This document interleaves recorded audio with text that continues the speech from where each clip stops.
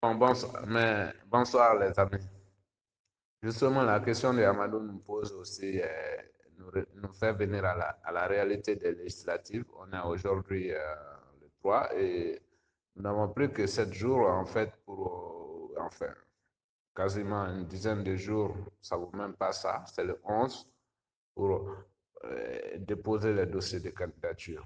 Nous avons encore des listes à compléter, des candidats qui se sont déclarés dans des circonscriptions où on n'a pas le nombre suffisant pour constituer une liste complète. Il faudrait que nous trouvions des candidats ou des alliances dans ces circonscriptions. Un groupe nous forme de camarades. C'est pour cette raison que nous sommes là aussi. Rassembler nos militants et nos sympathisants et trouver des candidats. Bon, ça peut faire rire beaucoup de gens parce que je connais des formations de partis, surtout du président RRI, où les gens se bousculent, sont en train vraiment de se trucider pour des postes de candidats, croyant que c'est déjà dans la poche. Et nous sommes là à galvaniser nos troupes pour qu'ils puissent avoir le courage d'être candidats, même si la situation n'est pas facile.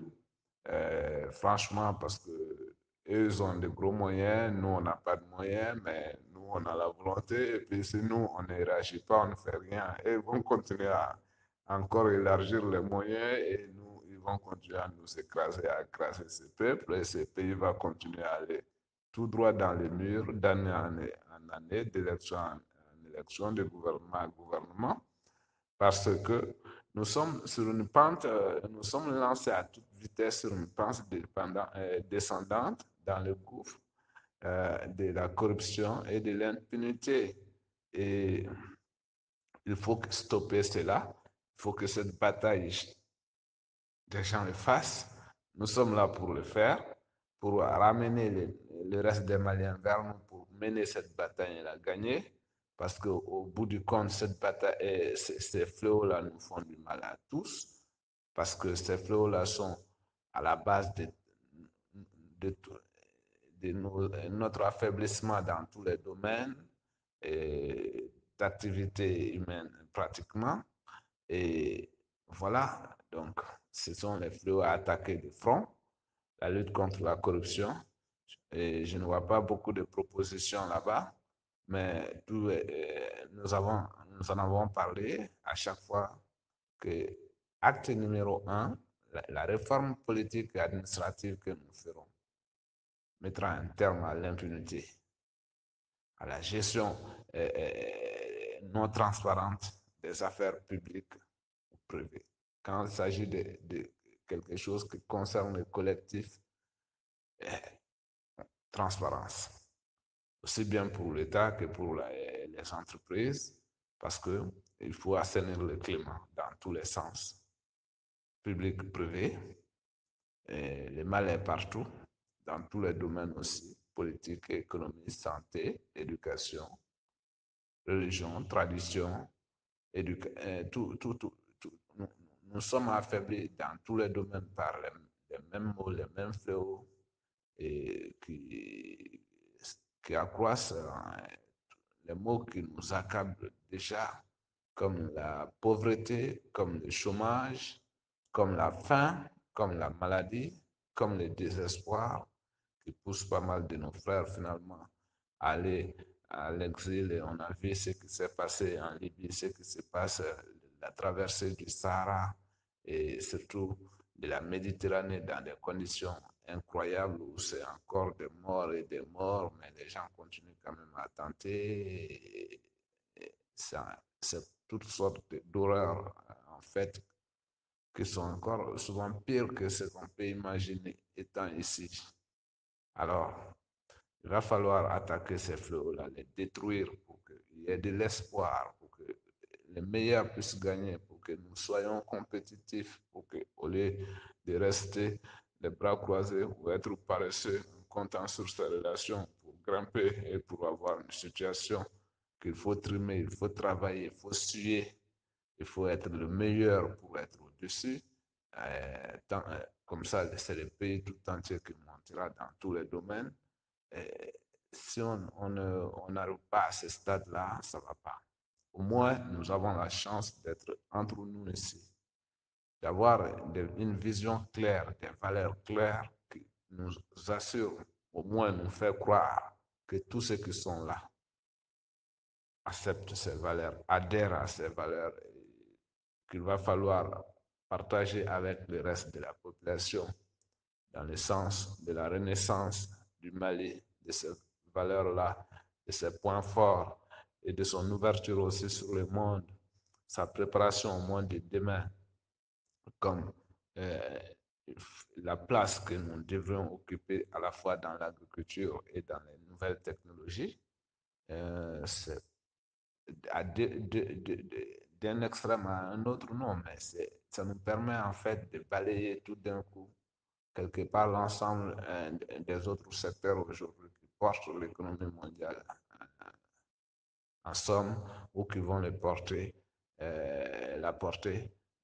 dans 50 ans, 30 ans même pour l'agriculture parce que la population mondiale va doubler, que les ressources, les terres agricoles vont diminuer forcément parce que les gens vont construire. Donc, l'enjeu de demain, c'est l'alimentation. On va assister aussi à toutes sortes de créations génétiques, toutes sortes de manipulations génétiques. Euh, Déjà, l'Occident a des terres appauvries qui ne peuvent marcher qu'avec ces produits-là, mais nous avons encore des terres vierges que nous pouvons conserver, pratiquer une agriculture biologique à l'exportation qui serait beaucoup plus rentable en usant de la technologie et de l'ouverture sur le marché pour raccourcir les chemins et que les paysans puissent avoir à un contact près accès aux producteurs du monde entier. Donc, cela élimine pas mal d'intermédiaires qui font grimper les coûts parce que nous avons besoin de ça étant donné que nous n'avons pas d'accès à la mer. Nous sommes obligés de réduire nos autres coûts de production pour être compétitifs face à des pays que nous entourent, comme le Ghana, le Togo, la Côte d'Ivoire, tous les pays côtiers. Nous avons des problèmes d'infrastructure routière et ferroviaire qu'il va falloir résoudre. Il faut que nous passions un train. Il faut pas faire que l'envisager. C'est une nécessité absolue pour la compétitivité du Mali. Et le train, pas seulement Bamako et Dakar, mais Bamako à Guinée, au moins Bamako aussi, Côte d'Ivoire. Tous les accès à la mer, les plus courts, on va au moins 3 accès. Il faut qu'on ait aussi une infrastructure routière assez développée. Donc, euh, il y a il y a cette nécessité-là de la compétitivité. Donc, nous devons être vraiment le plus pragmatique possible, être compétitifs, mais que nos paysans, à la base aussi, gagnent suffisamment. Il s'agit de faire élever le revenu, le niveau de vie de nos paysans. C'est la condition sine qua non du maintien des jeunes dans les campagnes et de l'arrêt de l'immigration massive et des risques énormes que la jeunesse malienne est en train de prendre maintenant dans le désert ou dans la Méditerranée. Hein? Il va falloir développer juste la campagne comme une priorité en même temps que les villes, surtout donner envie aux citadins de retourner en campagne et de ceux qui sont là-bas de ne pas avoir envie de venir en ville ni de quitter le Mali d'ailleurs. Donc, il faut qu'ils aient les moyens de produire et de vendre et de vivre à un niveau de vie acceptable, de ne pas avoir faim, de pouvoir se soigner, voilà, et de vivre en sécurité, de ne pas craindre d'être volé, de voir son bétail s'en aller, de voir tous ses biens volés, de se voir attaqué par des bandits par-ci, par-là.